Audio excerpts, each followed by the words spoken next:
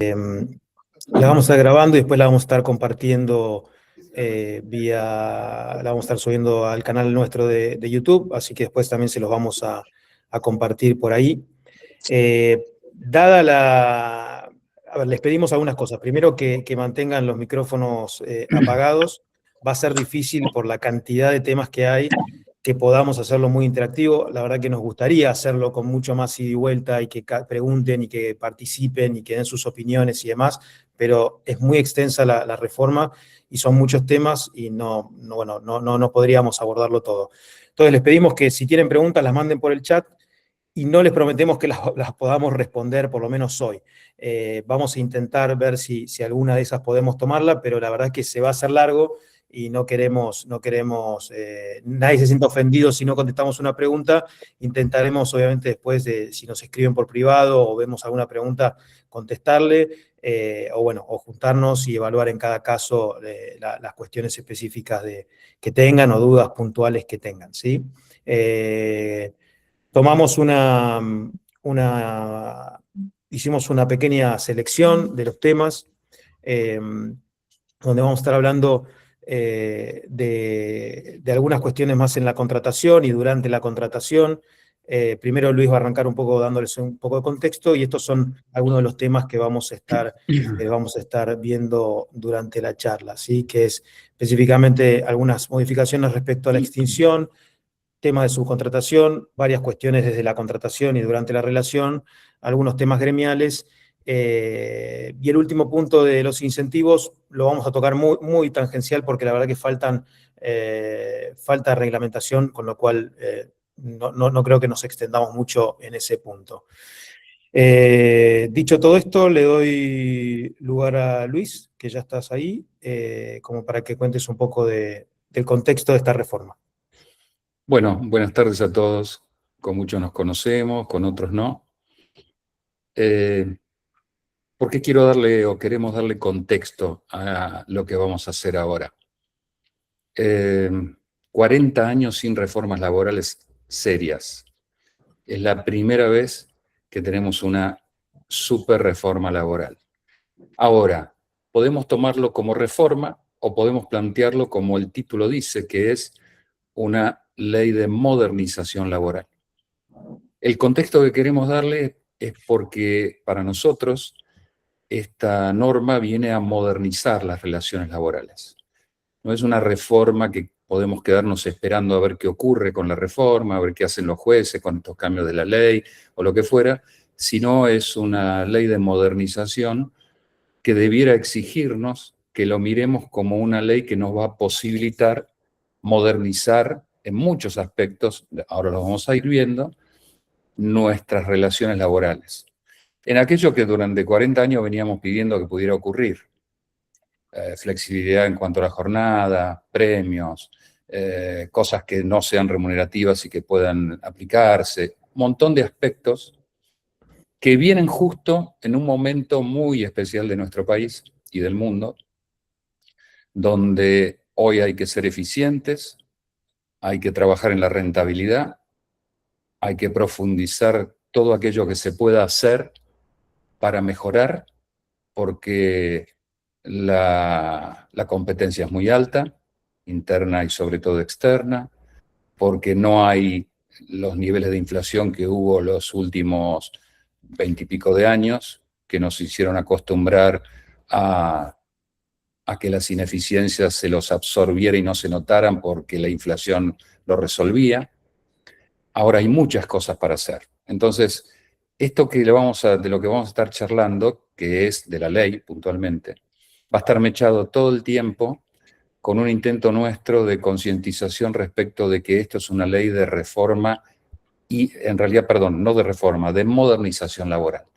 Que lo que va a exigir de nosotros es parar, mirar, pensar y analizar qué podemos aprovechar de esta norma de modernización laboral, independientemente que va a tener ataques de inconstitucionalidad, medidas cautelares, como por ejemplo la que planteó la CGT hace poco, o al principio ni bien salió, y que ayer le resolvieron negativamente, le rechazaron la medida cautelar, pero no le rechazaron lo que dijeron es que no se podía resolver con medida cautelar, que había que esperar a la resolución del fondo del problema. O sea, va a haber un montón de cosas, un montón de embates, un montón de cuestiones, pero esto no quiere decir que nosotros no utilicemos las herramientas que nos da. Ya estuvimos charlando con algún cliente. Uy, estaba esperando esto porque a mí la jornada flexible me viene como anillo al dedo. Uy, quería esto porque si yo puedo rearmar el tema de vacaciones, me viene... Desde ya no van a escuchar de nosotros nunca que esta ley va a ser o se puede usar en perjuicio de los trabajadores, porque no es así. En realidad, como siempre fue, esto es un equipo con nuestra gente, con nuestros recursos humanos, y ahora podemos pensar juntos esquemas que nos permitan beneficiar a todos, mejorar y sobre todo, ya van a ver, hacer más previsibles las cuestiones. Algunas reformas no se aplican, dependen del convenio colectivo, del tamaño de la empresa, el tipo de la relación. Esto va a requerir una mirada individual y particular de cada empresa, ¿sí? Pero bueno, este es el contexto que quería darles. La verdad, nosotros como abogados de empresa, los que me conocen desde muchos años saben que yo siempre dije, ¿por qué no sorteamos televisores? ¿Por qué no hacemos premios? ¿Por qué no buscamos un mecanismo de incentivo? Y claro, no se podía, porque todo era salario, porque todo era un problema, porque se generaban derechos adquiridos, bueno, un montón de cosas. Esta ley nos trae modificaciones, nos trae modernización. Bueno, llego hasta acá, Juan, porque no me podés hacer seña porque todos te ven, pero ya sé que, tengo que callarme. Pero el No, no. contexto es muy importante. No vean esto como una mera modificación de la ley. Vean esto como un instrumento para modernizar sus empresas en lo que hace a la cuestión laboral, que es central.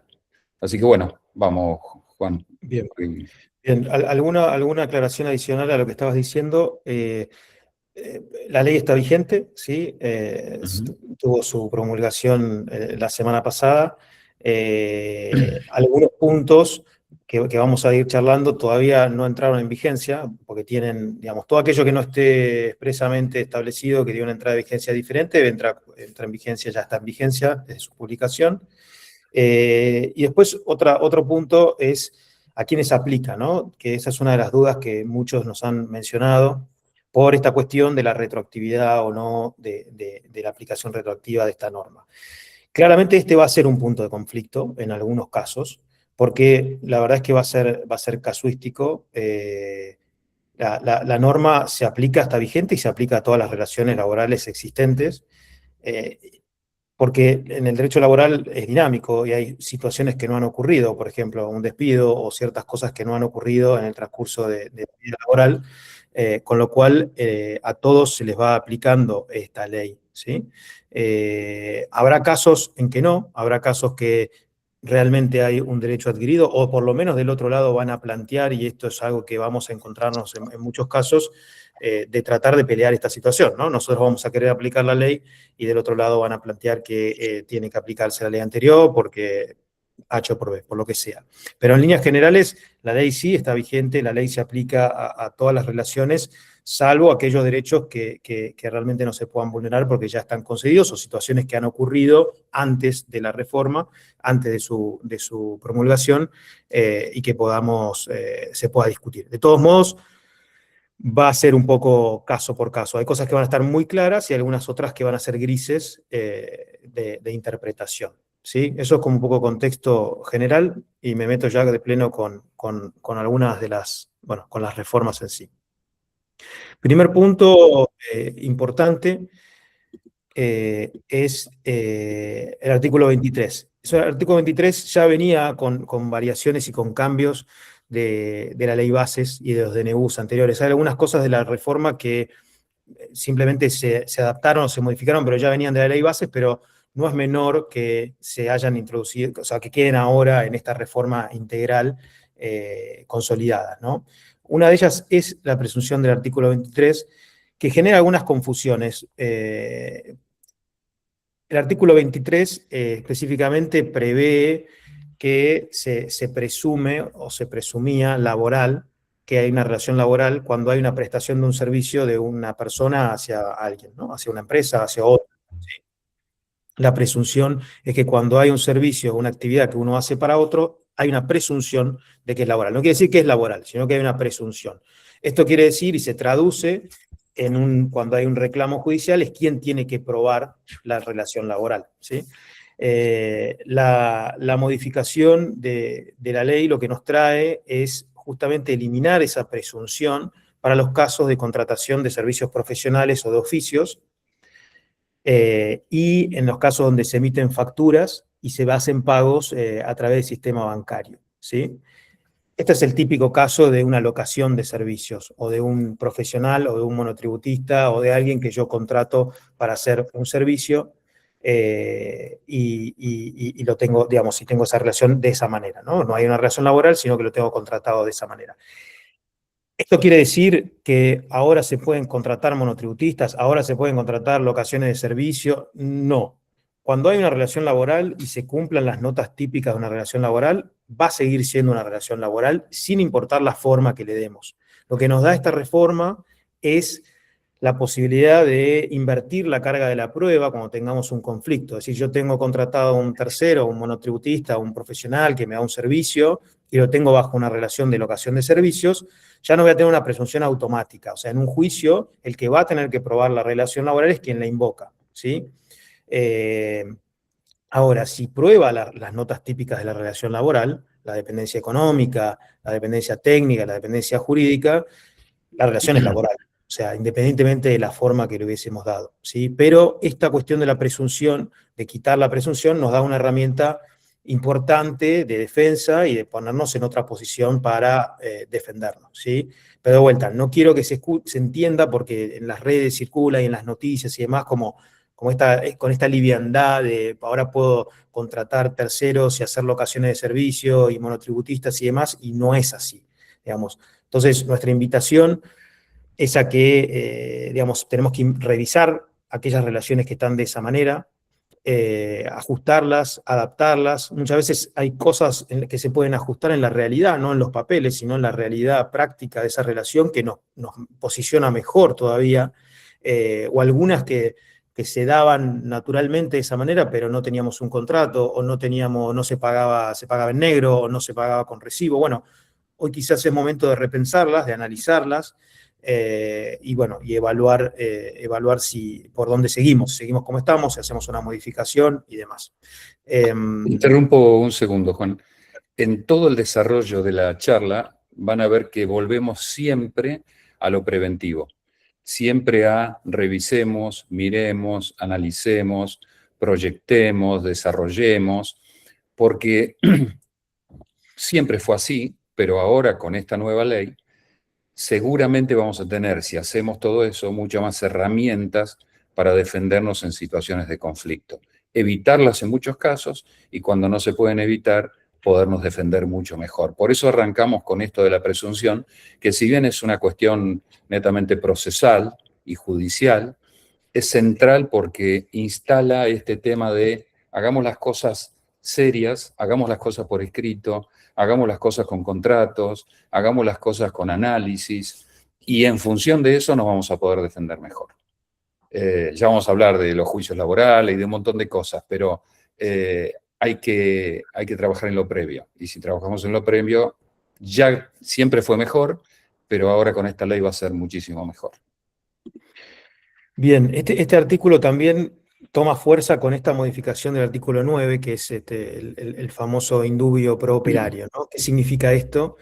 Este artículo, digamos, tiene varias partes. Una de ellas se mantiene, que es digamos, la aplicación, en caso de duda, de siempre de la norma más favorable en favor del trabajador. Eso sigue vigente y continúa, pero esa norma, ese artículo, ese instituto se había ampliado sutilmente hacia la interpretación de la prueba, ¿sí? Estamos hablando de esto ya, estamos hablando de un juicio, ¿no? Pero por eso los dos artículos van de la mano.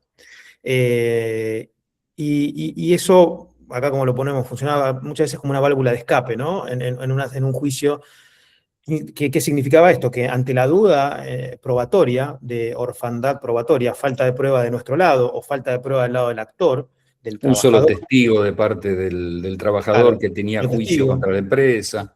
un testigo que no es tan sólido, pero hay algunos elementos y demás, el juez tenía por ley, digamos, que ante la duda de la prueba, estar digamos, favorecer en la postura del trabajador. Bueno, este artículo se modifica, se quita, se elimina esta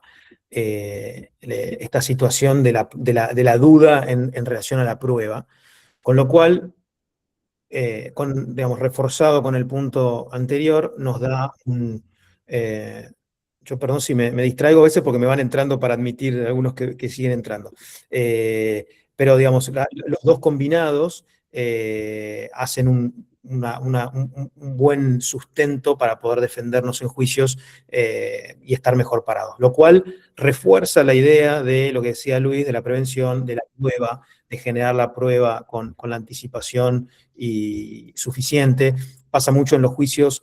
Nosotros tenemos un hecho hoy que después tenemos que probar en 4 o 5 años, con lo cual es muy importante el generar la prueba en el momento, el trabajarlo. Muchos clientes nuestros aquí lo saben y lo trabajaremos juntos y siempre en lo preventivo, tratando de generar los elementos, los descargos, las certificaciones por escribano, las planillas de ingreso, las sanciones, todo lo que esté documentado siempre suma y es mucho más importante que cualquier otra cosa. Y a veces uno no lo logra hacer en el momento y en 4 años ya los testigos no están, la gente que podría haber dado un descargo se fue y demás. Con lo cual, la importancia de trabajar en la prueba, lo remarcamos a pesar de que esto es genérico y siempre lo fue, hoy con este punto de haber eliminado la duda en tema probatorio a favor del trabajador, bueno, nos pone más obligación todavía de decir, tenemos que tener los elementos sólidos como para poder darle todos los elementos al juez y después decidirá como le parece, ¿no? Finalmente. Se va a asemejar bastante más a un proceso civil, donde cada parte tiene que probar, no hay presunciones a favor del operario. Entonces, ya que tenemos ese elemento, les pedimos por favor, en nuestro beneficio, que tengamos los elementos para poderlos defender mejor, porque ahora sí vale la pena. Antes era muy difícil, con esto que ustedes ven, de lo que estaba vigente hasta ahora, era muy difícil. Bueno, acá Fernanda nos hace justo una pregunta de qué va a pasar en un juicio que ya está iniciado y si estas presunciones, cómo van a aplicar en un juicio que ya fue iniciado con anterioridad. Es una buena pregunta y la verdad es que puede que no sea unánime, que algunos jueces incluso consideren la aplicación inmediata en esos casos porque son principios que lo van a tener que aplicar. O sea, el análisis de la prueba surge en el momento del juicio, en el expediente, incluso puede ser en la sentencia. Entonces puede estar discutido que algún juez diga, no, yo al momento de interpretar la prueba, que es al momento de dictar sentencia, este es el artículo que existe y me puedo basar en este artículo. Ahora, podría haber otro tranquilamente que diga que hacer eso podría ser una aplicación retroactiva de Retroactivo. la ley y que podría ser violentado. Así que a tu pregunta, Fernanda, vamos a ver. Vamos a ver Pero la cómo. postura va a ser esa, ¿eh? Si el juez cuando tiene que dictar sentencia, que es cuando evalúa la prueba, está vigente la ley, tiene que hacerlo conforme a la ley que está vigente. Y eso es esto. No va a adquirir el trabajador un derecho adquirido en un juicio para que se le aplique la ley anterior. Esta va a ser la postura. Después los debates, estamos contra jueces laborales, y ustedes ya saben de qué se trata eso, o deben imaginarlo. Sí, muchas de estas cosas van a terminar siendo definidas por la Corte. Sí. A veces no la norma, sino en general, sino por institutos, ¿no? Por artículos, por esta cuestión o algunas cuestiones que se van a ir atacando. Bueno, avanzamos. Bueno, acá tenemos una incorporación interesante que son los beneficios sociales no remunerativos. Este artículo existió de siempre. Los beneficios sociales son aquellos beneficios que la empresa le da al trabajador que no son remunerativos, que no integran el salario, que no pagan cargas sociales, y estaban limitados, ¿sí? Están enumerados en la ley cuáles son. Uno de esos es el servicio de comedor en la empresa. La norma modifica eso y agrega dos cosas. Primero habla del comedor en el establecimiento y habla del servicio de alimentación dentro de la empresa. Con lo cual, nosotros entendemos que se refiere a algún sistema, por ejemplo, las viandas, o podría ser algún otro sistema de alimentación que no sea estrictamente un comedor, o las distintas comidas que una empresa le puede dar, desayuno, snacks, cosas que le puede estar dando durante el transcurso de la jornada. Incorpora, que esto sí no estaba, la posibilidad de que la empresa contrate establecimientos, restaurantes, lugares digamos, de expendio de comida cercanos al establecimiento para ser utilizados por el trabajador dentro de la jornada. Nosotros entendemos, acá hubo, como está redactado, creemos que fue un poco consciente para evitar abusos como pasó, como digamos, sucedía en el pasado con los famosos ticket canasta o ticket restaurant, que bueno, el trabajador los podía usar finalmente en cualquier lado, en cualquier establecimiento, en cualquier horario, días de semana, fines de semana, con lo cual era un salario encubierto y la jurisprudencia siempre lo terminó volteando como pagos en negro.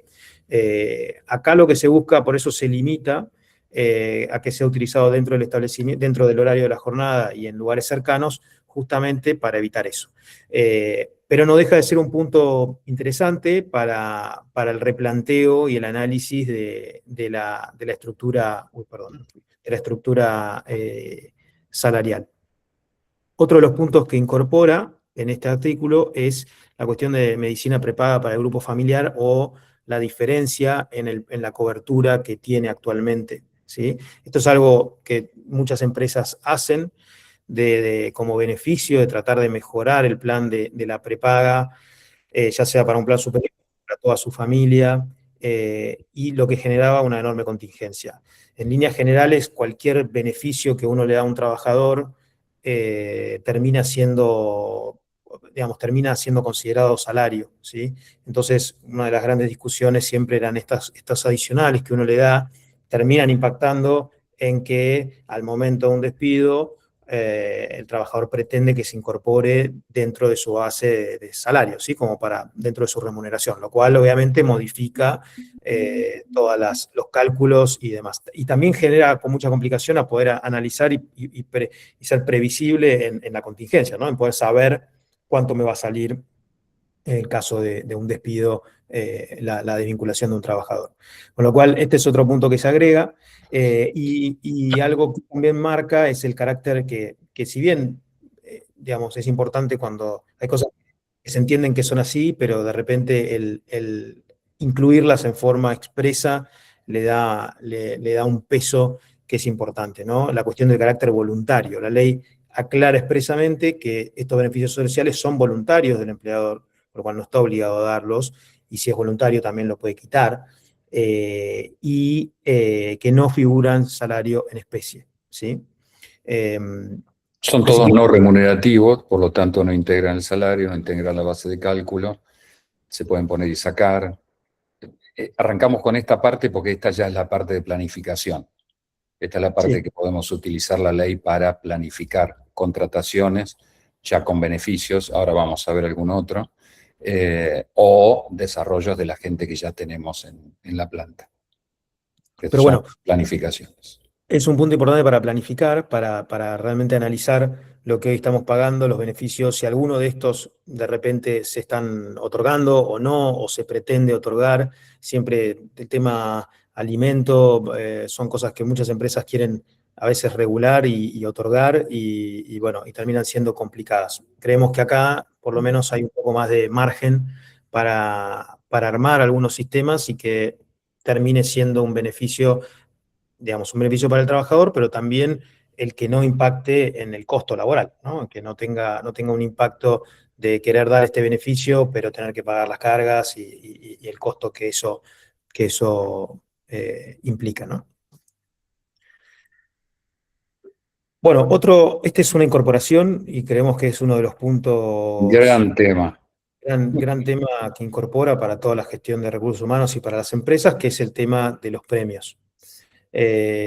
Todo lo que sabíamos hasta ahora o aplicábamos hasta ahora en tema premios eran construcciones jurisprudenciales, ¿no? Construcciones que uno se iba generando, iba adaptando en base a lo que iba pasando y la jurisprudencia que íbamos teniendo y nuevos fallos y nuevas cuestiones eh, que, que hacíamos, digamos, estábamos obligados de esa manera. Hoy se incorpora un artículo específico con el tema de premios que no existía. Cuando hablamos de premios, estamos hablando siempre de componentes retributivos adicionales a los mínimos legales y convencionales para cada caso. No estamos hablando, esto no reemplaza el salario por un salario que sea 100% por beneficios o por rendimiento, pero incorpora algunas cosas muy interesantes. Primero, que puede ser por acuerdo colectivo, por acuerdo de empresa, por acuerdo individual o incluso de forma unilateral por el empleador, ¿sí? Que incorpore bonos, premios o incentivos que sean transitorios o que sean variables, ¿sí? Para nosotros, y ahí lo dijo Luis un poco en la presentación, siempre los sistemas y mecanismos de premios y de incentivos nos parece que son claves, y muchas empresas han frenado y no han avanzado en dar beneficios de este estilo por miedo, por contingencia y demás.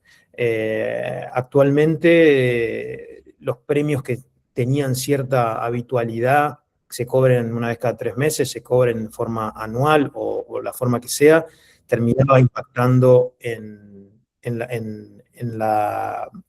digamos, terminaba siendo considerado dentro de la base de cálculo. Y hoy estas modificaciones, más algunas otras que vamos a ver después, de tema base de cálculo, remuneración, que uno considera para tomar en caso de indemnizaciones, nos permite pararnos desde otro lugar. Algunas de las cosas que nos trae la norma, al margen de que va a ser discutido, que esto va a estar en la justicia debatido, pero lo que le dice la norma hoy nos permite es, primero, quitar este derecho adquirido. Expresamente establece que no se consolidan como derechos adquiridos por el paso del tiempo, que el empleador los puede modificar o los puede eliminar, tanto como los puede otorgar en forma unilateral, también los puede alterar y los puede modificar. Eh, Obviamente están fuera de la base indemnizatoria siempre que, por ejemplo, no sean premios mensuales, ¿sí? Porque podemos saber que se define lo que es el salario mensual normal y habitual con bastante bien forma detallada, y una de las cosas es la mensualidad de los conceptos que integran la remuneración para la base de cálculo de cualquier indemnización. Con lo cual, cualquier tipo de sistema que podamos diseñar que no sea mensual, nos va a permitir dejarlo fuera de los salarios, de la base de cálculo. Y por otro lado, en caso de que sean mensuales, sí establecer con claridad el promedio de los últimos 6 meses o los últimos 12, si es más beneficioso para el trabajador. Acá se abre un mundo de cosas y de cosas para analizar, y esto va a ser empresa por empresa y caso por caso, pero sí nos parece muy interesante la regulación específica del tema premios y la posibilidad que nos otorga de, bueno, empezar a trabajar con esto. Nosotros siempre... ¿Puedo ponerle una nota personal a Sí, esto? sí, sí. 40 y pico de años de profesión. No sé si se dieron cuenta quién es el padre y quién es el hijo, pero por la duda lo digo. 40 y pico años de profesión queriendo hacer estas cosas, queriendo valorar el mérito, queriendo apoyar al que trabaja mejor, al que no falta, al que es buena gente, al que rinde, y ahora tenemos una herramienta. Para mí, en lo personal, que siempre sostuve, siempre, que había que premiar el mérito, hoy con una herramienta de sacarle el carácter remunerativo, haciéndolo bien, analizándolo, por supuesto, es una magnífica cosa que podemos pensar para, bueno, eficientizar, para rentabilidad, para premiar a los mejores, para que los mejores tengan una razón por la que quedarse. Miren, lo que va a pasar en las contrataciones es que la gente va a pedir esto y la buena se va a quedar y va a venir otro dándole algo mejor y se lo va a llevar. Porque hoy se va a poder hacer esto. más de lo que ya se venía haciendo, asumiendo el riesgo y la contingencia de que fuera remunerativo. Bueno, nos ponemos a la par de todos y podemos trabajar en estas cosas. Perdón el énfasis, pero la verdad que cuando vimos esta modificación, dijimos, wow, es probable que podamos trabajar con muchos clientes de los que ya tenemos en desarrollar estas ideas que hasta ahora no podíamos porque la contingencia era muy alta. Perdón la intervención no jurídica. Sí, pero bueno, acá hay algunas preguntas ahí en el chat que si nos metemos a abrir cada una, perdones, pero no vamos a poder llegar. Todas esas preguntas que están haciendo, la verdad que son para casos de análisis puntual, por ejemplo, qué pasa cuando ya se viene pagando o es en forma mensual. Bueno, también cada caso, cada empresa, va a haber situaciones donde uno puede entender que realmente hay un derecho adquirido. De todos modos, hay cosas que sí se van a poder aplicar y cosas que no. Vamos a tener que verlo en cada caso de cada empresa, ¿sí? Pero bueno, sí nos parece una buena oportunidad y es una de las grandes incorporaciones que trae esta reforma. Bueno, otro de los temas interesantes es el ius variandi. El ius variandi es este derecho del trabajador de poder modificar ciertas Del empleador. cuestiones, del empleador, perdón, de modificar ciertas cuestiones o elementos de la relación laboral que siempre tenían y traen mucho conflicto, ¿no? Cambiar de lugar de trabajo, cambiar horarios, cambiar algunas cuestiones. Si bien el empleador puede ejercer su derecho de orden y de dirección y hacer modificaciones, la norma siempre puso límites y la jurisprudencia lo lleva, como todo, a cada vez más extremo esos límites, ¿no? Dentro de esos límites se establecía el perjuicio moral y el ejercicio irrazonable. Estos dos conceptos son muy amplios y los jueces los terminaban usando para aplicarlo de la forma que ellos querían, lo cual hacía muy difícil el poder moverse y tomar decisiones siempre con este riesgo, que generaba dos situaciones, ¿no? Ponerse en situación del trabajador en una situación de perjuicio, de me siento injuriado y entonces me termino considerando despedido, o la situación de pretender retener tareas y solicitar que se reinstalen las tareas que venía realizando y que se vuelva a las condiciones anteriores. La norma nos trae algunos cambios interesantes en ese aspecto. Primero, digamos, si bien hay algunos límites, se elimina el perjuicio moral y el ejercicio irrazonable, esos dos conceptos se eliminan de la norma y solo quedan como límites el perjuicio material y la alteración de las modalidades esenciales del contrato. Obviamente que también podemos empezar a entrar y leer fino si qué son esenciales, qué no, digamos, pero generalmente lo que es el salario, lo que es la jornada, son cuestiones que suelen ser dentro de las Y la cuestiones. categoría, la tarea, Sí, era un operario calificado y ahora lo mandamos a limpiar los baños. Esas cosas no se van a poder seguir haciendo igual. exacto, exacto. Pero sí, al haberse eliminado estos dos conceptos, bueno, nos da un poco más de amplitud. Y otra de las cosas que se eliminan, que nos parece interesante, es, digamos, el trabajador en ese caso podrá requerir que se le devuelvan sus condiciones anteriores, pero finalmente lo único que podrá hacer es considerarse despedido. No expresamente se elimina la posibilidad de poder plantear esta reinstalación de las tareas anteriores. O sea, el remedio es finalmente considerarse despedido. Con lo cual, bueno, nos pone en una posición más fuerte y nos da algunas posibilidades más para poder tomar decisiones que igualmente, de vuelta, son delicadas, son temas que se van a seguir atacando, pero sí estas modificaciones nos parecen, digamos, como todo esto, y lo decía Luis al inicio, va a ser difícil de un día para el otro poder cambiar paradigmas que vienen de hace años, sobre todo en la justicia, que la justicia también está haciendo con un embate grande, con traspaso a la justicia de la ciudad y con algunas cuestiones, con designaciones de jueces nuevos, con lo cual también nos podemos encontrar con un escenario a futuro de nuevas miradas, ¿no? Así que nada, es un punto que nos parece importante, nos da más margen para realizar, para pensar, para tomar decisiones. No quiere decir que uno pueda hacer cualquier tipo de cambio, pero sí que tenemos más herramientas de las que teníamos en el pasado.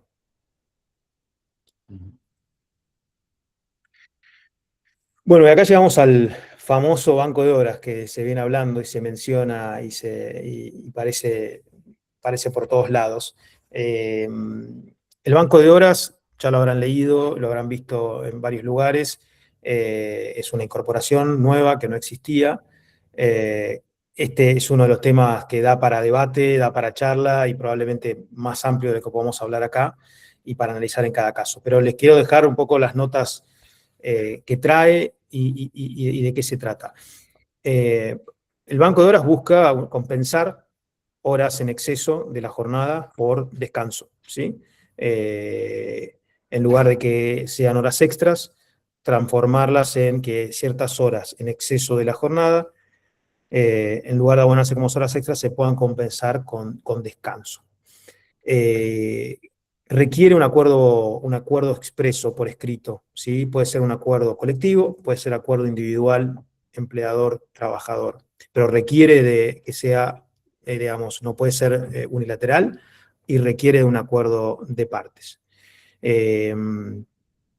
Otro de los límites son la jornada. La jornada tiene que tener como límite siempre un descanso de entre 12 horas entre jornada y jornada y 35 horas semanales de descanso.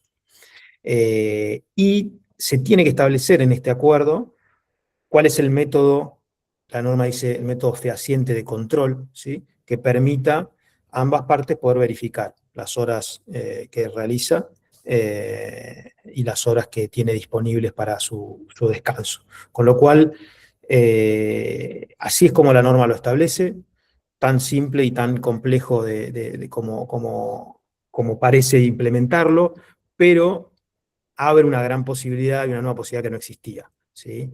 Eh, Tomando estos recaudos se puede avanzar en pensar, en diagramar. Todas estas son cosas para pensar y ver cómo uno puede, no va a ser para todos, no para todas las industrias. En esta charla, por suerte, tenemos mucha variedad, desde empresas de tecnología hasta clubes de fútbol, hasta industrias, así que a algunos les servirá más, a otros les servirá menos, pero no deja de ser una herramienta interesante en el pensar, en el diagramar cómo ser más competitivos, cómo ser más eficientes y cómo reorganizar el trabajo.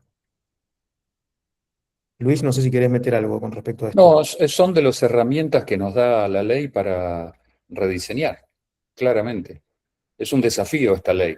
Esta ley es un verdadero desafío para las empresas, pero no porque vayan a hacer cosas que va a perjudicar a alguien, porque las va a obligar a pensar si quisieran hacer las cosas diferentes y modernizarse, porque la ley no va a modernizar nada, la ley da el marco para la modernización. Las empresas tienen que trabajar en la modernización interna.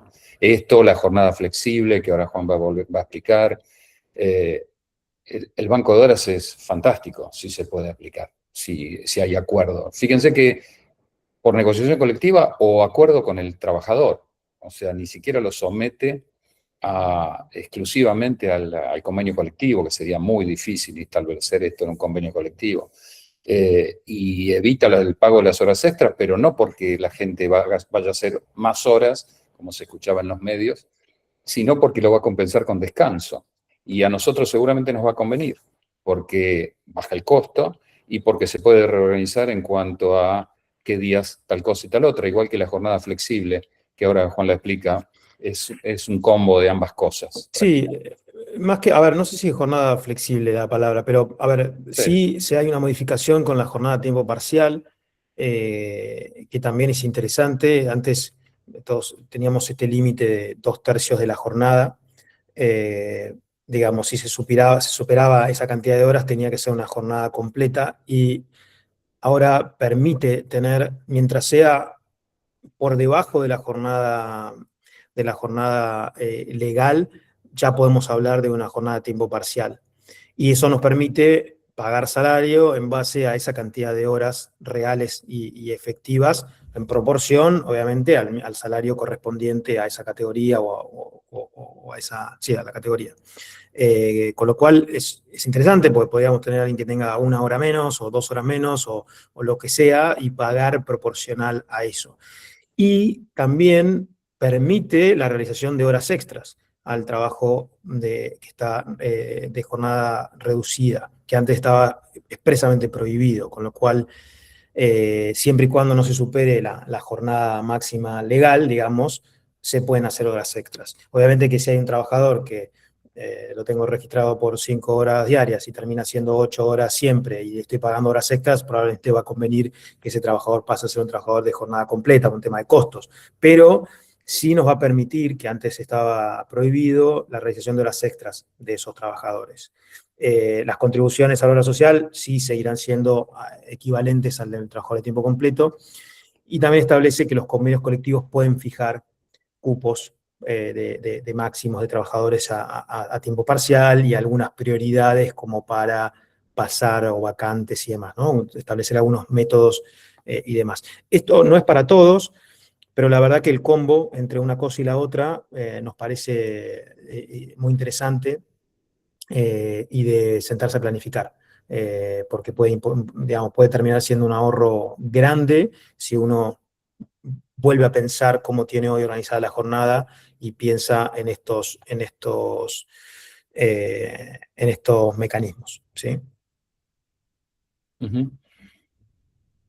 Artículo 210, control de Para ausentismo recursos humanos, y los para la certificados. gente de recursos humanos. Sí, sí, el gran dolor de cabeza. A ver, Dios. primera cosa con tema enfermedades inculpables, habrán visto el debate y lo que traía el Senado, que después lo quitó diputados con respecto a tema salario de enfermedad inculpable y esta reducción y demás.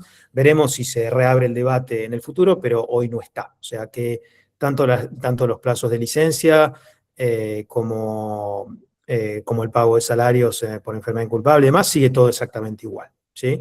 Lo En que sí nuestra se mirada, incorpora. perdón, algo Sí. que no existe, pero en nuestra mirada, ese artículo estaba mal, básicamente porque la verdad que tiene que haber un fondeo externo a la empresa, tal vez generado con fondos de la empresa, no que lo pague el Estado, o con ARTs o lo que fuera, más allá que es enfermedad inculpable, que permita que, acreditada la enfermedad, el trabajador pueda percibir el salario. Tal vez se podían haber achicado los plazos en esta norma, pero fueron por todo y bueno, la verdad que por todo era muy difícil que pasara.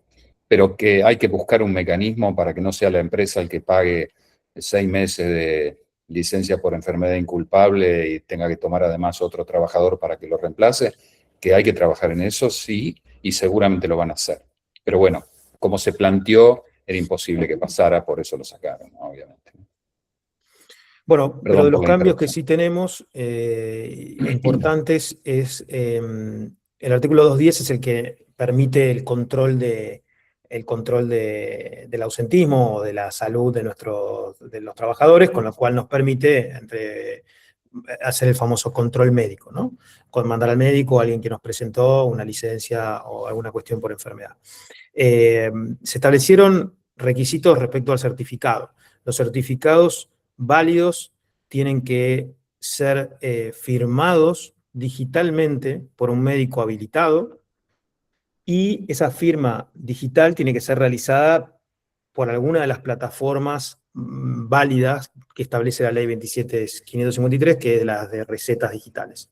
La verdad que yo desconozco cuáles son las plataformas, pero sí tiene que ser Basta de firmado. papelitos, basta de Sí, papelitos, basta digamos, no se de acepta. recetarios truchos. Exacto, exacto. Sí, claro. Eh, no se acepta la firma hológrafa y el certificado precario que hemos visto y que hemos recibido infinidad de veces, y también le pone algunas condiciones: tiene que tener el diagnóstico, tiene que tener el tratamiento y tiene que tener los días de reposo, ¿sí? Y el domicilio donde se encuentra si es que se cambió de lugar.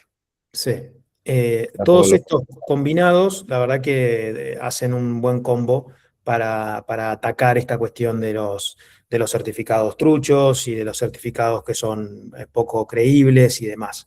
Hemos tenido casos de enfermedades crónicas como trabajadoras con cáncer, con infinidad de certificados presentados y que todos muy tristes en la empresa por eso y que gracias a la gestión de recursos humanos y trabajando con la empresa se pudo detectar que era todo trucho, ¿no? Bueno, 9 meses de licencia por sí. cáncer. Esto viene un poco a atacar ese punto y nos parece importante.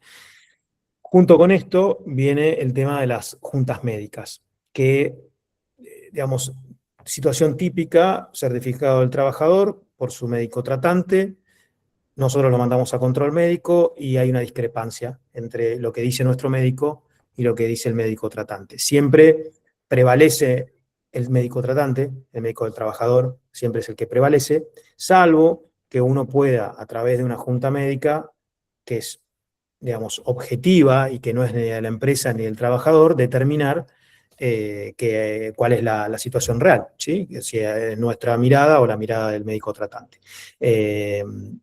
Las juntas médicas se utilizaron mucho en algunas épocas, ya hace muchos años que tanto el Ministerio de Trabajo, provinciales y nacionales han desmantelado toda la cuestión de las juntas médicas. Acá se vuelve a instalar, pero se agrega la posibilidad de que sea en instituciones privadas. La norma aclara que sea instituciones privadas, ahora no me acuerdo exacto la redacción, pero dice de solvencia técnica reconocida, como un reconocimiento y demás, con lo cual estamos hablando que probablemente no vaya a poder ser cualquier tipo de instituto privado médico, sino que tenga que tener cierto respaldo, cierto prestigio y que sea una institución médica con sustento, ¿no? Pero esto obviamente lo va a solventar la empresa cuando quiera convocar una junta médica. Todavía tenemos todo por crear y ver, ¿no? No existía esta cuestión de la junta médica privada, con lo cual no sabemos quién lo va a ofrecer, cuánto va a salir, cómo va a ser, qué plazos vamos a tener, no sabemos nada, pero sí la norma abre este juego, con lo cual nos parece muy interesante y es un ataque fuerte entre el tema de los certificados digitales y sumar la junta médica privada, nos parece un ataque interesante y la verdad que serio, porque no es que le están sacando derechos al trabajador, sino que nos da, bueno, facultades para atacar un problema que todos sabemos que existe y que muchos abusan y que muchos no, pero que muchos abusan de esta situación, nos da un elemento importante como para poder atacarlo, ¿sí?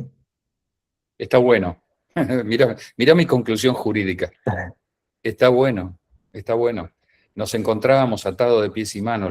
La gente de recursos humanos que nos escucha todos los días cuando nos plantean estas cosas lo sabe. Estamos atados. Nuestro médico va y le hace el mismo certificado que el otro, que el que le hizo el tratante, porque el otro fue a la obra social cualquiera y le trajo un certificado a cualquiera. Y ahora esto se controla, se corrige.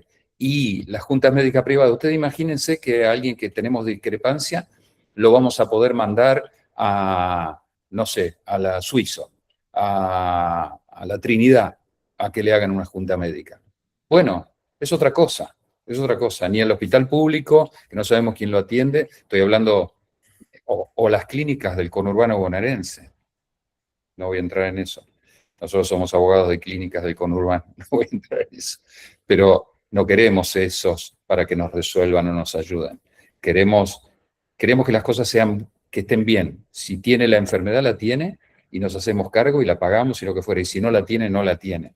Bueno, esto es un gran cambio. Parece menor, pero la gente que está en recursos humanos, seguramente alguno estará sonriendo de que ahora va a poder trabajar más tranquilo. Una de las cosas que sí acá ponemos como, bueno, recomendamos, ahí lo ponemos ahí en, todo lo que vean ahí en naranja son un poco esas recomendaciones de comunicarlo, ¿no? Tenemos que armar comunicaciones a nuestra gente respecto de cuáles son los nuevos protocolos. Algunas empresas lo tenían armado de cómo es el control y cómo es el ausentismo y cómo lo tienen que presentar y dónde lo tienen que enviar y demás, pero ahora se suma a la forma de los certificados y se suma esta cuestión de incluso comunicar y comentar esta situación de la Junta Médica. Me parece que son cosas que tenemos que ponerlo por escrito y comunicárselo a los trabajadores. Tema vacaciones. Chan, chan. Otro tema interesante que tuvo modificaciones. No se han modificado los plazos, no se han modificado digamos, los plazos del tiempo que la gente puede tomarse vacaciones, eso no se ha alterado. Algunos cambios respecto a esto. Se modifica el preaviso de 45 a 30 días para notificar. Las fechas de otorgamiento siguen siendo de octubre a abril. Se puede acordar tomarlas fuera de ese periodo, con condición de que al menos al menos una vez cada 3 años se otorgue en el periodo de verano. Se puede acordar, que esto sí es un punto interesante, el fraccionamiento, esto también por mutuo acuerdo, el fraccionamiento de las vacaciones con periodos de 7 días corridos, como mínimo. Con lo cual, esto también es interesante y es un punto que había contingencia al hacerlo de otra manera.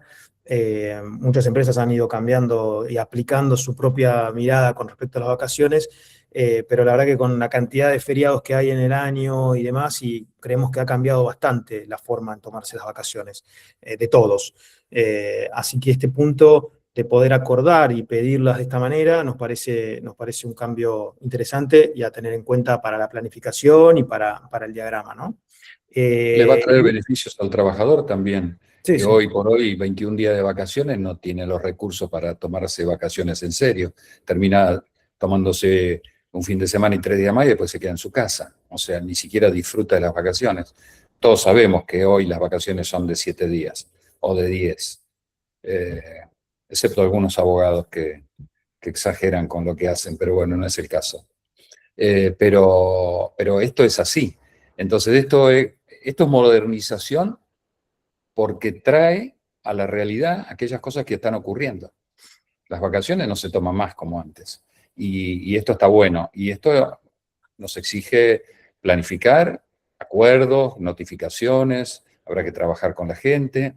Y después, bueno, está el tema este de la enfermedad en las vacaciones, que es muy interesante, que ahora Juan comenta. Pero bueno, este es el tema de las vacaciones. Es valioso para la planificación del trabajo anual, valioso. Sí, la modificación o lo que se incorpora con el tema de la enfermedad, o sea, está bueno que lo regula, que era esta situación de la enfermedad que ocurre cuando el trabajador está de vacaciones, ¿no? Que muchas veces generaba, de alguna manera, la suspensión de las vacaciones y luego el alargamiento in eternum de esas vacaciones sumado la enfermedad que había. Que sustentado con estas nuevas modificaciones de los tipos de certificados, la junta médica, el control médico y demás, bueno, cambia también un poco las condiciones. El trabajador que se enferma con enfermedad inculpable en el medio de sus vacaciones de alguna manera se suspenden, pero lo que prevé la norma es que el trabajador tiene que retornar en el momento que estaba prevista la finalización de sus vacaciones o en el momento del alta. Y esos días que quedaron de suspenso se pueden tomar o se tomarán en otro momento, ¿sí? Dentro de las condiciones que obviamente dentro de los plazos y dentro de las cuestiones que el artículo ya prevé. Pero sí, esto es un punto importante para que el trabajador no pueda hacer abuso en realidad de estas situaciones, y que si realmente tiene una enfermedad en ese contexto, va a tener que volver cuando termina sus vacaciones y no se puede extender sus vacaciones más, ¿sí? Ujú. Bueno, y acá pasamos algunas cositas que quizás un detalle que debe haber estado por ahí y no lo dije. Hay un cambio también en el tema, que ahora no lo veo, pero es de esta etapa, en el tema del registro del trabajador. Ah, Es que se elimina la obligatoriedad de los libros, ¿sí? Del artículo 52, libro rubricado que nos ha dado mucho dolor de cabeza, eh, se elimina, con lo cual sí hay una obligación de tenerlos por el plazo que la norma prevé, de los que sea anterior, se pueden digitalizar, ¿sí? Se pueden digitalizar y tienen esa validez, con lo cual no hace falta tenerlos físicos, pero se elimina el bendito libro rubricado y solo basta el alta en AFIP, y puede haber alguna reglamentación adicional, pero digamos, el alta del trabajador sería suficiente para dar el alta en blanco a un trabajador sin necesidad del libro, ¿sí? Que nos generaba mucho dolor de cabeza y cuestiones en juicios, presunciones y demás, ¿no? Distintos temas. Sí, todo aquello no hubiera estado registrado en el libro en debida forma, generaba una presunción a favor de lo que dice el trabajador, y la verdad que siempre fue un problema, siempre fue un problema. No, no para todos, pero en los juicios siempre fue un problema este tema de la pericia, que va a revisar los libros y encuentra que el libro del artículo 52 no está bien llevado porque tiene una enmienda, tiene una tachadura, porque se saltearon un renglón, porque bla, bla, y como eso genera presunción a favor del trabajador, nos rompen la cabeza. Entonces, la verdad que bienvenido la eliminación del libro artículo 52. Los que liquidan recursos, los que liquidan salarios y los contadores van a estar encantados con esta situación. Y nosotros en la defensa de la empresa, donde ya no le van a poder pedir el libro, bueno, vamos a tener algunas contingencias menos. Bueno, pasamos a algunas cuestiones de la extinción.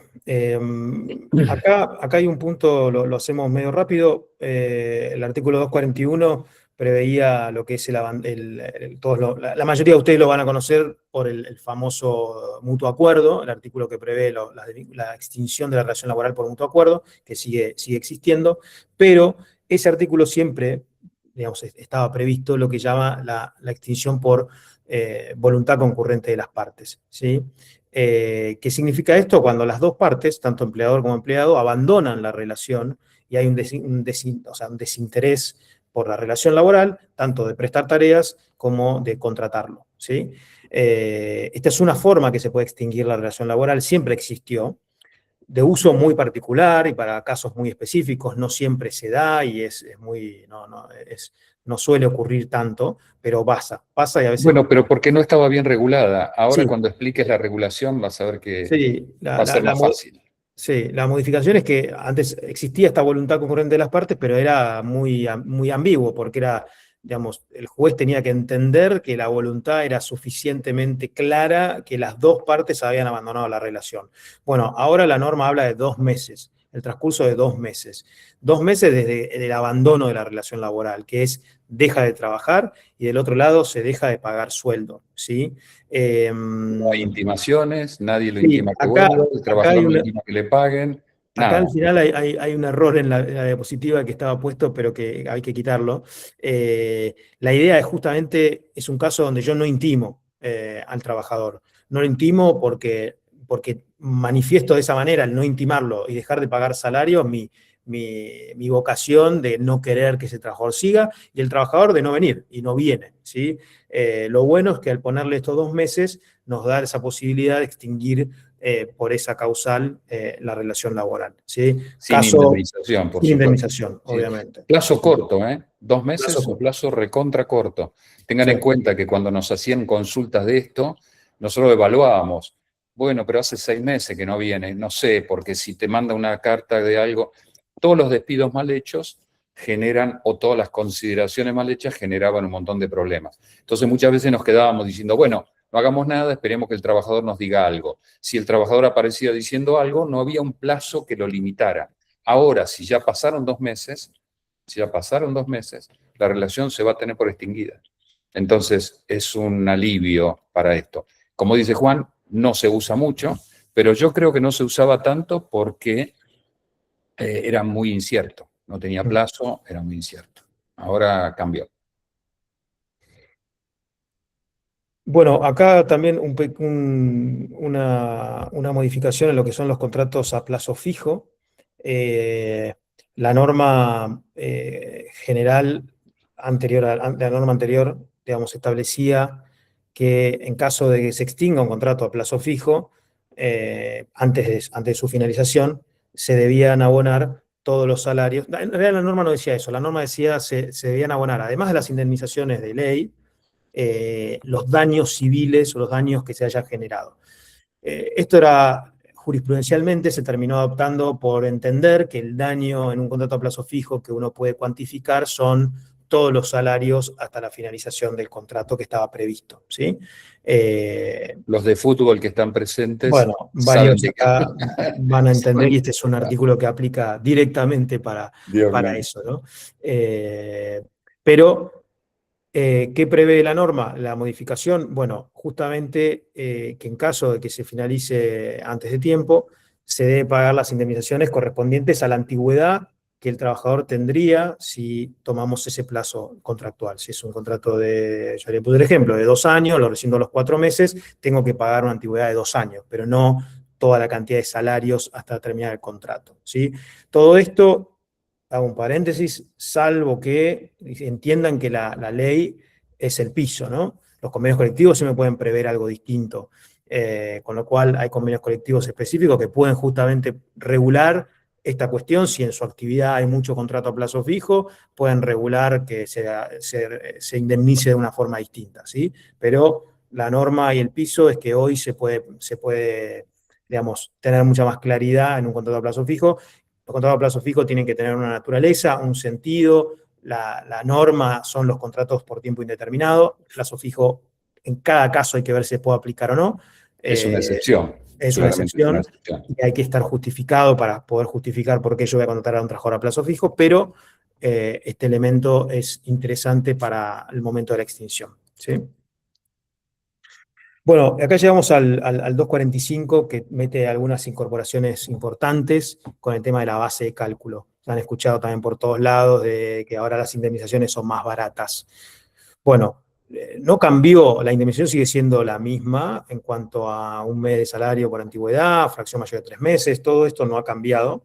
Lo que cambia, o por lo menos se le da mayor claridad y mayor precisión, es a la definición de qué se entiende por salario mensual habitual, o mensual normal y habitual, ¿sí? Y la norma empieza haciendo esa distinción bien clara. Primero, que tiene que ser de pago mensual, que se pague todos los meses, con lo cual quedan excluidos todos aquellos conceptos de pago que no es mensual, ¿sí? Que sean las AC, vacaciones, comisiones no mensuales, premios no mensuales, cualquier concepto que no se abone de forma mensual va a estar fuera de la base de cálculo para cálculo de indemnizaciones, ¿sí? Acá vamos a tener que planificar, ¿no? Vamos a tener que Sí. planificar remuneraciones, porque Que en la medida sea, que siga siendo mensual, la va a incluir. claro, Si no es mensual, no. Así que vamos a exacto. tener que hacer respecto de las cosas que se pagan adicionales, no aguinaldo y vacaciones que ya están excluidos, pero comisiones o premios o lo que fuera que se paguen no mensuales están afuera. Entonces vamos a tener que planificar. Luego se define qué es normal, y normal para aquellos conceptos variables se va a entender al promedio de los últimos 6 meses o de los últimos 12 si es más favorable, y que sea habitual, con lo cual puede ser que sea un pago mensual, pero que tiene que haber sido percibido durante los últimos 6 meses, ¿sí? Los últimos 6 meses del último año. Al menos 6 meses en el último año, no los últimos 6 meses, pero al menos 6 meses en el último año. Con lo cual, acá van a quedar afuera cosas, e incluso en la planificación. O sea, hoy teniendo esta definición mucho más clara de qué se entiende por salario, el mejor salario mensual normal y habitual, uno puede diseñar y evaluar si algunas situaciones, cambiándole alguna cosa, puede hacer evitar que caiga dentro de la base de cálculo y que obviamente aumenta la contingencia y aumenta las indemnizaciones, ¿sí? Así que ¿no? Un punto súper importante, que bien trabajado, en algunos casos puede ser que abarate las indemnizaciones, en otros casos no, pero sí nos da mucha más certidumbre respecto a poder planificar y a entender qué está dentro y qué no, ¿sí? Después otra Nos de da las una cosas que... herramienta de planificación Sí, sí. que nos da certidumbre de cuánto nos va a costar la indemnización futura si ocurre. Son herramientas de planificación. Esto es lo que trae esta ley de modernización. Esto es más normal, esto es más moderno que lo que teníamos, claramente. Acá, como de vuelta, impacta mucho tema premios, tema mismo horas extras. y demás, ¿no? Todas las cuestiones para analizar junto con el tema premios, junto con el tema horas extras, viene este punto que va todo combinado, todo de la mano. La norma específicamente también establece el 245 es el artículo que prevé la indemnización sin causa, ¿no? El despido sin causa. Establece que la percepción de la indemnización bloquea de alguna manera y es una reparación integral de cualquier tipo digamos, vinculado a ese despido, ¿sí?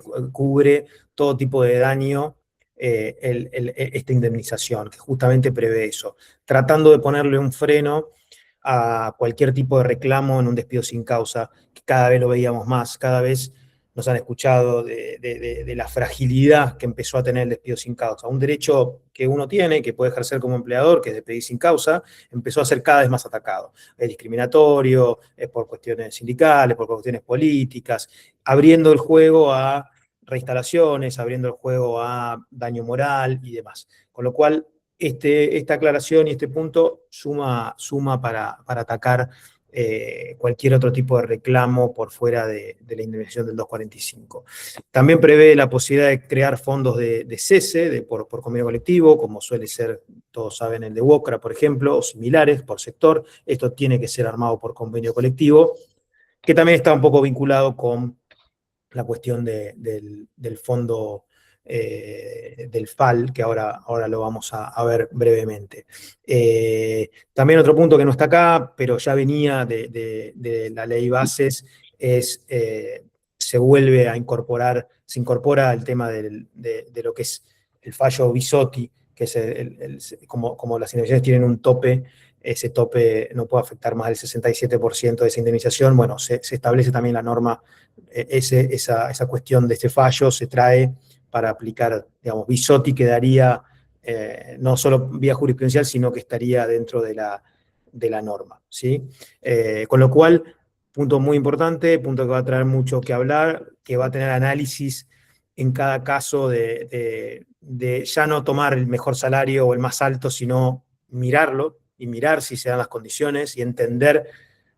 Para acá hay contadores y recursos humanos y dueños de empresas, pero digo, siempre uno quizás veía el salario, tomaba, bueno, ahora ya no, hay que mirar un poquito más en detalle con la lupa y eso podemos discutirlo, podemos plantearlo, con lo cual ya no es tan automático de tomo el más alto y calculo. Hay que entender cuál es el salario que se va a tomar para el cálculo de las indemnizaciones, ¿sí? Ujú. Bueno, punto también importante, algunas modificaciones en materia de juicios. Gran dolor de cabeza la actualización de los juicios laborales. Todos acá lo sabrán, la incertidumbre que genera. Venimos hace años con una pelea entre los tribunales y la Corte Suprema de cuál es la tasa que se tiene que aplicar para actualizar los juicios laborales. Acá estamos hablando de los juicios laborales que tramitan en la Ciudad Autónoma de Buenos Aires, ¿sí? Esto es Justicia Nacional del Trabajo, que probablemente pasa a ser justicia de la ciudad, pero estamos hablando de eso, no estamos hablando de la provincia de Buenos Aires, que ahí todavía tenemos esta problemática porque no está clara cuál es la tasa que se aplica. Pero lo que Tienen que establece... adherir a la norma, perdón, tienen que adherir a la norma Sí, porque son normas de orden procesal, así que tienen que adherir. Los códigos de procedimiento y todo esto está delegado por la Constitución a las provincias. Entonces, lo que es nación lo puede dictar una norma, una ley de la nación, pero no lo que es provincias. Así sí. que esto solo va a aplicarse por ahora a un sector muy limitado que es la justicia ordinaria laboral de la capital. La ciudad Sí, autónoma. pero bueno, suponemos que también va a traer un coletazo, porque no Sí, es un criterio que quizás es un punto medio entre lo que se venían aplicando. Muchos ya venían aplicando esto, muchos ya venían aplicando estos mismos criterios de tasa de actualización y otros venían aplicando quizás IPC o RIPTE más un 6%, con lo cual quizás esto empieza a ser ahí un punto en el medio. Primer punto, digamos, se fija la tasa de actualización para las cuestiones laborales en IPC más 3%, ¿sí? 3% anual. 3% anual. Hay una distinción entre los que son juicios en trámite versus lo que es lo que son los juicios nuevos. Los juicios en trámite, la norma establece, y acá también puede ser que ya salieron algunas sentencias, ya tuvimos algunas hace poquitos días aplicándolo, pero puede ser que alguno lo considere inconstitucional o de una aplicación retroactiva y que esto termine también en la Corte, pero la norma dice que para juicios en trámite se aplica la tasa pasiva que fije, que no es es una tasa pasiva especial que fija el Banco Central, ¿sí? Y que ese resultado tiene un piso y un techo. El techo es IPC más 3, o sea, ese resultado de la tasa pasiva del Banco Central no va a poder ser superior a IPC más 3, ni va a ser más baja del 67% de IPC más 3. Hasta ahora, las cuentas y lo que venimos haciendo en muchos expedientes, la gran mayoría, esta tasa pasiva del Banco Central da por abajo, con lo cual hasta ahora toda nos viene dando el 67% de IPC más 3, que en la gran mayoría de los casos yo creo que va a pasar, pero bueno, también puede ser que van pasando los años, la tasa pasiva se puede ir modificando y puede ser que algún día la tasa pasiva esté por arriba y tenga este piso y este techo. Por lo menos hasta ahora esta es la situación. Se pone un límite del 25% de la totalidad de las costas entre abogados, peritos y demás, que en conjunto no puede ser más del 25% de la sentencia. Cambio muy importante en tema peritos, se pasa a un sistema de remuneración por la tarea que realiza, todavía hay que ver cómo se va a reglamentar y cómo los jueces lo van a aplicar, pero deja de ser un pago atado a un porcentaje del resultado del juicio. Con lo cual es un punto clave, porque lo que veíamos tanto en materia pericias contables, en materia, sobre todo en tema de accidentes, es que a ningún perito le tenía sentido bajar una indemnización, que sea cero la incapacidad o que sea más baja porque cobraba muy poco. Con lo cual, esto es un cambio importante a que sea una remuneración por la tarea y no que esté atado al porcentaje del resultado final del juicio, porque el perito cobraba un porcentaje sea una conciliación, sea una sentencia, con lo cual es un cambio importante. Y luego se incorpora la posibilidad del pago de las sentencias en cuotas. ¿Para quiénes? Para empresas grandes hasta 6 cuotas y para empresas pymes hasta 12 cuotas. Siempre actualizadas por IPC más el 3%, ¿sí? Esto es una posibilidad, es voluntario, o sea, se podría pagar o pedir que se abone de esa manera. La verdad que parece interesante, obviamente que IPC también, bueno, va aumentando, pero también permite la posibilidad de pagar una sentencia y no fundirse, ¿no? En muchos casos, o no terminar quebrando por una sentencia. Hay muchos, incluso siendo 12 cuotas actualizables, le va a ser imposible pagarlo, pero digo, es una herramienta que por lo menos permite un poco de aire en casos de sentencias judiciales. Hay ahí nosotros somos abogados de clubes, de clubes de fútbol también, y algunos aquí están.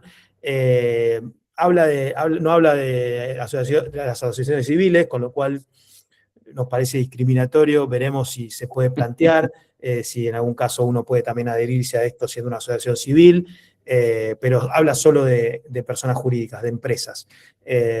Los clubes de fútbol tienen plata, Juan, pueden pagar. No, bueno, está bien, pero no todos, no todos. No todos. Así que este es un tema interesante que da previsibilidad y bueno, nos permite por lo menos tener reglas un poco más previsibles, ¿sí? Perdón, estoy leyendo alguna pregunta. No voy a llegar ahora a seguir, porque si no vamos a terminar muy tarde. Bueno, el Fondo de Asistencia Laboral, el FAL, primero no estaba vigente, ¿sí? Venía una modificación de senadores que diputados la terminó pasando para junio, con posibilidad de que se extienda todavía por 6 meses más. ¿Qué es este Fondo de Asistencia Laboral? Bueno, básicamente es un fondo individual por empresa destinado al pago de indemnizaciones, ¿sí? Se va a fondear por las contribuciones mensuales de grandes empresas, un 1% de la masa salarial, y para las pymes el 2,5% de la masa salarial como aportes. Hoy, como está pensado y como está planteado, que es el punto que está abajo, hay una reducción de las contribuciones patronales en la misma proporción, con lo cual, en teoría, todavía esto falta que se reglamente, pero como está planteado, a la empresa hoy le saldría costo cero, ¿sí? Financiar el FAL. Con lo cual sería muy beneficioso, ¿no? Tendríamos dinero disponible para el pago de indemnizaciones que la estaríamos sacando de lo que antes pagábamos a las contribuciones.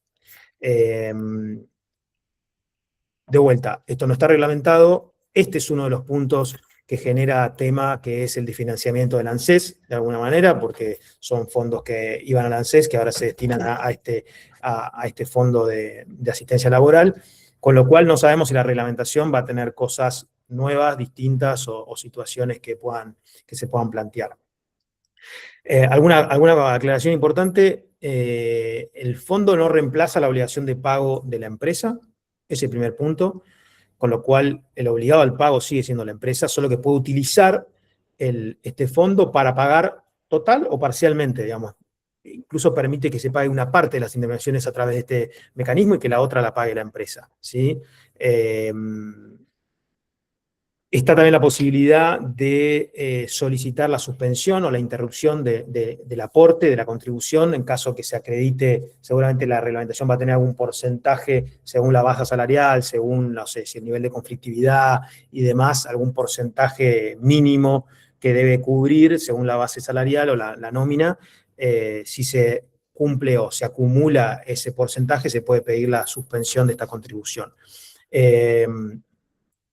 Algunas interrogantes que tenemos. No sabemos cómo va a estar reglamentado.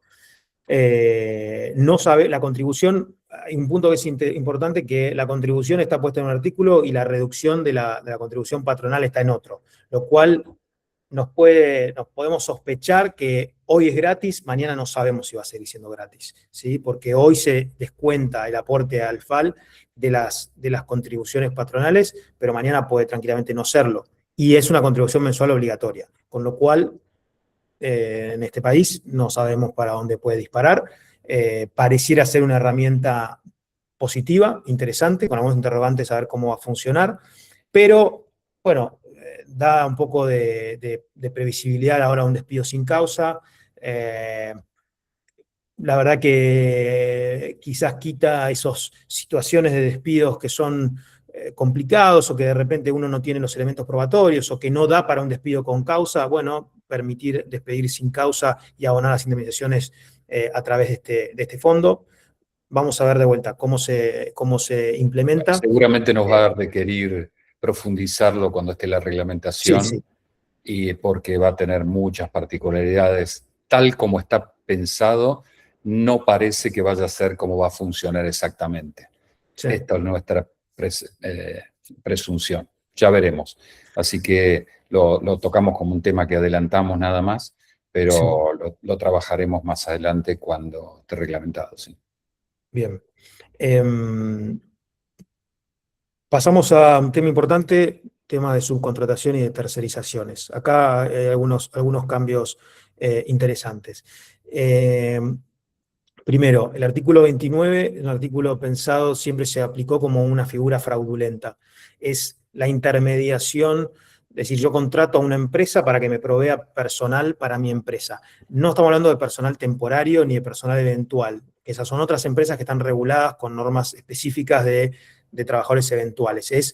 Yo contrato a la empresa A para que ellos contraten trabajadores y me los coloquen en mi empresa y trabajen para la mía, ¿sí? Esa figura hasta ahora era fraudulenta.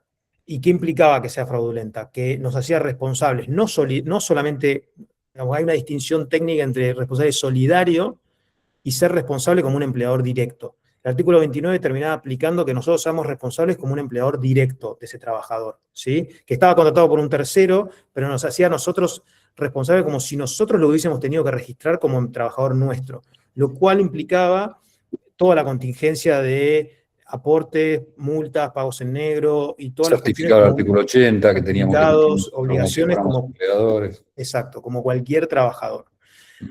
Hoy esta figura, primero se quita la figura fraudulenta, pasa a ser una responsabilidad solidaria y la limita únicamente al periodo que trabajó para nosotros. con lo cual pasa a ser una figura legal que se puede utilizar y que nos da ese parámetro de decir, bueno, soy responsable porque ese trabajador podría estar contratado por esa empresa de hacía 2 años antes. Bueno, no me transforma en responsable por todo el periodo, ni por todas las cuestiones. Simplemente soy responsable solidario, pero por los periodos que trabajó para mi empresa y donde estuvo vinculado. Así que un cambio que hay que ver cómo se va a ir evolucionando en la jurisprudencia, pero es un cambio interesante. Y el Si otro se punto... sostiene, es un buen cambio que nos va a Sí, permitir trabajar bien sobre eso, sí. sí, y el otro es el artículo 30, que es el quizás más usual que ocurra en cuanto a responsabilidad solidaria, que es aquel que se aplica cuando uno terceriza servicios propios y actividades propias de la empresa, ¿no? La actividad principal. O cede una parte de tu establecimiento o da una concesión de una parte de tu establecimiento a un tercero. Esto nos hacía responsables solidarios de todas las cuestiones laborales, pero solidarios, no como un empleador directo, sino responsables junto con ese tercero de las cuestiones laborales que pasaban con ese trabajador. Modificaciones importantes acá. Primer punto, se elimina expresamente la cuestión de las actividades accesorias o coadyuvantes. Esto es grande y es importante porque la justicia fue llevando a ampliar cada vez más qué se entiende por la actividad normal y habitual de la empresa a estas accesorias. O sea, está bien, no es tu actividad principal, no es tu actividad, pero esta es accesoria o coadyuvante, o sea, colabora para la actividad principal. Con lo cual, el haberlo sacado expresamente nos abre una posibilidad de tercerizaciones muy interesante. Que eso implica muchas veces reducir costos, o implica trasladar riesgos, o buscar quién es más eficiente en hacer esa tarea que nosotros mismos y hacerlo con gente nuestra, en tercerizarlo. Lo cual nos abre una pata grande para el tema tercerizaciones. Ahora, Que siempre es un gran tema, ¿no? sí, La tercerización es un gran tema. la tercerización nunca estuvo prohibida. La cuestión es la solidaridad. Y la norma lo que preveía, y siempre estaba previsto, y nos habrán escuchado muchos acá hablar de este tema, es el control de contratistas. Es cómo controlo a ese tercero para eximirme de la responsabilidad solidaria. Que es decir, yo contraté, tercericé, pero lo controlé. Y entonces, como lo controlé, a pesar de que podía haber sido responsable solidario, ahora no lo soy porque lo controlé, ¿sí? La norma establece, acá les dejo los puntos específicos que nos exige que controlemos, ¿sí? Estos 5 puntos son los que la norma hoy nos pide, que no se preocupen, nosotros después le vamos a enviar la presentación, así que lo van a tener, pero expresamente se establece cuáles son los puntos a controlar, que antes era un poco más difuso, ¿sí? Y también un punto que aclara es que controlando estos puntos nosotros nos eximimos de la responsabilidad, incluso en el caso que el tercero nos dé información falsa, ¿sí? Pero expresamente prevé esa situación que ocurre en la práctica. Ahora, ¿qué es lo que puede pasar y lo que nosotros entendemos? Che, controlo estas 5 cosas y con esto no soy solidario. Bueno, nosotros creemos que no. ¿En qué sentido? Que también hay que ver la realidad digamos, la primacía de la realidad, como pasa en todas las relaciones laborales y es un factor determinante en el derecho laboral, que es la primacía de la realidad. ¿Qué quiere decir esto? La empresa que tercerizamos, que nos manda personal a nuestra empresa, están registrados media jornada, todos, ¿sí? Y nosotros los vemos que nuestra empresa hace una jornada completa. Bueno, claramente yo no puedo haber desconocido esa situación, con lo cual tenemos que poner ojo que en este control también veamos qué cosas son las que podemos controlar, qué cosas son las que teníamos que haber sabido y no sabíamos o no vimos o no controlamos para poder decir, bueno, esto, si bien pedí estas cosas, la realidad era otra y yo la sabía. Bueno, tenemos que hacer un control, no solo documental, sino real. Así que nuestra recomendación siempre es trabajar con un proceso fuerte de control de contratistas. Siempre decimos lo mismo, muchas veces se termina cortando el hilo por lo más fino, no sé, el de seguridad que deja entrar a gente a la empresa y no le pidió la documentación, con lo cual hay que armar todo el mecanismo de control desde la documentación que se pide y el control que se hace, y probablemente, si bien esta eliminación de las cuestiones accesorias o coadyuvantes es muy importante, probablemente nuestra recomendación sea que controlemos, ¿sí? Alguna que es media en el límite, controlaremos, y alguna que le pega en el palo, controlaremos igual, como para decir, bueno, a pesar de que no estaba obligado a controlar, yo controlé, y entonces busco eximirme de responsabilidad por ese control, ¿sí? Piénsenlo si quieren más, no solo por el cumplimiento de las normas laborales de pago de salario, de RT y demás, sino se nos accidentó uno adentro que era de un contratista. Entonces, lo planteo como una situación que ya vimos muchas veces y bueno, terminamos siendo solidarios porque no hicimos los controles, porque todas estas cosas. Así que es muy importante, es otro tema para trabajar en la medida que tercericen, ¿sí? Y que tengan este mecanismo de contratistas en la empresa. Bueno, acá Luis te dejo y vamos a Sí, lo vamos a hacer cortito. medio rápido porque ya estamos en hora y media, así no Sí, sí, los sí. llenamos de temas. Quiero aclarar antes de hablar de esto que lo que hicimos fue una mera selección de los temas que nos parecían más valiosos e importantes, sobre todo por la práctica y por lo de la planificación que veníamos hablando, porque en realidad la ley no solo modificó la ley de contrato de trabajo, sino que modificó un montón de leyes más, eliminó un montón de leyes más, por lo tanto, a esta presentación le faltan un montón de cosas que nosotros es profeso sacamos, porque fíjense que sin preguntas y simplemente con análisis prácticos de no sé cuántos artículos habremos analizado, estamos ya en 1 hora y media. Por lo tanto, vamos a continuar con estos webinars para tocar otros temas que seguramente son de interés. Con respecto a lo gremial, 2 cosas, se modificaron más cosas, pero 2 cosas que son valiosas. Las asambleas dentro del ámbito de la empresa o fuera del ámbito, pero dentro de la jornada de trabajo. En la medida que estemos al día con el pago de los haberes de los trabajadores, podemos no autorizar, podemos dar lugar y horario determinado y el trabajador no devenga salarios durante el tiempo de la asamblea. Hay acá algunos clientes que están mirándome, si yo los pudiera ver, abriendo los ojos, porque están llenos de asambleas. Y lo que voy a decir después, más todavía. El trabajador no devenga salarios durante el tiempo de la asamblea. No solo podemos controlar, dar lugar, horarios y cuando nosotros consideremos que corresponde, sino que durante la asamblea dura 45 minutos, dura 1 hora o dura 3 horas, como hemos tenido asambleas, que en realidad son paros encubiertos, lo que hace es que pierde la remuneración. Después están las infracciones graves que ya estaban planteadas en la ley bases y demás, afectar, se los leo, afectar la libertad de trabajo de no adherentes, bloquear o tomar el establecimiento, impedir el ingreso de personas o bienes, causar daños en personas o cosas. Esto es una infracción muy grave que puede afectar tanto al trabajador como a la asociación gremial.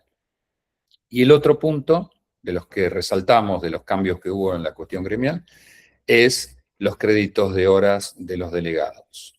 La mayoría de los convenios no tienen cantidad de horas de crédito para los delegados. Para el que no tiene delegados o no lo sabe, el crédito de horas es las horas que el delegado puede no trabajar y estar girando por la empresa, hablando con los compañeros para lo que fuera, para que gestiones gremiales válidas, como por ejemplo, te van a dar, dame el talle de tus hijos porque te van a dar el guardapolvo, o cosas que son absolutamente sin sentido. Bueno, ahora, salvo que el convenio colectivo aplicable disponga una cantidad de horas mayores, tienen solo 10 horas mensuales por delegado. ¿Sí? Esto es un límite muy importante de aplicación inmediata. Mañana empezamos a controlar, en realidad desde el 6 de marzo, empezamos a controlar la cantidad de horas que viene gastando el delegado y cuando llegó a las 10 no tiene más permisos gremiales. Además, el detalle que siempre quisimos hacer y nunca logramos, de que el ejercicio de este derecho de las asambleas y de las horas gremiales no puede generar interrupción de las actividades en el área de trabajo. O sea que son 2 limitantes realmente importantes para la cuestión gremial. Separamos estas 2 porque son las 2 más de aplicación más cotidiana en las empresas. Probablemente tengamos que hacer algún otro día, bueno, tutela sindical. Yo creo que, me parece, Juan, que Lo dejamos para la próxima. Y específicas que ameritarían tal vez o una nota que subamos, Bien. porque no son difíciles de explicar, pero son de aplicación para algunos sí y para muchos no. Entonces no creo que valga la pena. Sí son muy importantes, pero no creo que valga la pena plantearlo o Para todos. trabajar sobre esto, ¿sí? Bueno, y último, simplemente lo mencionamos, no voy a entrar en detalle, hay algunas cuestiones de blanqueo y de incentivo a la formalización laboral, con dos cuestiones distintas, una pensada más para la incorporación de trabajadores que han estado desempleados, o que fueron monotributistas o que venían del Estado, o sea, como para tomar empleados y van a tener beneficios importantes, y también un blanqueo, pero ambos faltan reglamentación, con lo cual, dado que ya vamos 1 hora y media, un poco Sí, más, y no ha entrado en vigencia todavía, no ¿eh? No entraron en solo falta, sino que vigencia. está previsto 30 días para que pueda empezar y después necesita reglamentación. Así que hay seguramente muchas empresas que están pensando en esto del incentivo, pero todavía no está vigente y como siempre las reglamentaciones modifican o suelen modificar mucho la propia ley. A veces el Ejecutivo hace reglamentaciones cambiando no cambiando las leyes, pero cambiando algunos sentidos de las leyes. Bueno, vamos a esperar a la reglamentación también para esto, ¿sí? Bueno, hasta acá un poco todos los temas. Como conclusión final, la verdad que ya lo fuimos hablando. Primero, gracias por haber estado, por haberse sumado y estar 1 hora y media, casi fuimos 70 personas casi todo el tiempo o más arriba. La verdad que hay mucho por hacer. Nuestra invitación siempre es a trabajar en lo preventivo, a aprovechar esta norma un poco para pensar, para repensar, para diagramar y buscar cosas nuevas, salirnos de la caja, salirnos de cómo venimos haciendo las cosas y tratar de utilizarlo. Les vamos a estar enviando, esto va a quedar grabado, lo vamos a subir a nuestro canal, así que después lo vamos a compartir también. Y como dijo Luis, vamos a estar haciendo otras charlas porque hay muchos temas. También van a recibir algunos artículos y notas nuestras. Ahí veo algunos que piden y agradecen y mandan la invitación, los vamos a mandar. Así que nada, un gusto para aquellos que no nos conocían, estar en contacto por aquí, y a los clientes que nos acompañan siempre, también gracias por estar. Y bueno, con esto damos por terminada la charla. Cosita, Si Luis porque querés vos ya me agregar. conocés y yo quiero cerrar con esto. La ley es un desafío para nosotros. Tenemos que estar en orden con lo que este desafío significa. O sea, trabajemos con esto porque vale la pena. Gracias a todos, un enorme placer. Saludos. Gracias. No, gracias.